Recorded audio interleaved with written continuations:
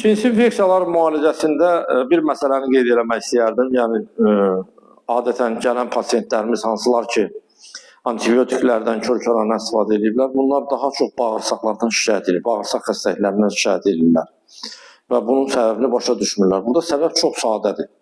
Yəni, çox uzun müddət, böyük dozalarda güclü antibiotiklərin istifadəsi insan bağırsağının funksiyasını pozur. Bu, insan sağlamlığına çox güclü zərbə vurur. Nəinki bağırsağın işi pozulur, eyni zamanda beynin də işi pozulur. Nəyə görə? İnsan bağırsağı beyinlə, immun sistemi ilə çox bağlıdır. Ona görə bu insanlarda bir neçə başqa əlavə xəstəliklər meydana çıxır. Ona görə özünü müalicə ilə məşğul olmamağı məsləhət görürəm. Yəni, kör-körənə şəkildə aptekçinin məsləhəti ilə aptekdən antibiotiklər alıb istifadə eləmək düzgün deyil. Bununla siz öz sağlamlığınıza bəzən bərpa olunmaz zərbələr vurursunuz. Yəni, bundan sonra həkim çox çalışmalı olur ki, həmən o vurulan zərbələrin nəticəsini aradan qaldırsın. Yəni, belə hallardan biri nədir?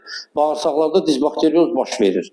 Şəxslərin bağırsağı yaxşı işləmir, xəstəliklər meydana çıxır, həzm sistemində pozulluğu olur, diareya olur, yəni şəxs tez-tez bayıra gedir və yaxud bayıra gedə bilmir, qəbizlik olur. Yəni, belə narahatçılıqlar yaranır, hətta insanlarda depressiya, psixi pozulluğa qədər baş verə bilir. Və bunların qarşısını almaq üçün həkim uzun müddətli terapiya aparmalı olur. Yəni, burada biz bağırsaq florasını normallaşdırmalıyıq. Ora prebiotikləri, probiotikləri təyin eləməliyik ki, bu xəstə vəziyyətdən çıxsın.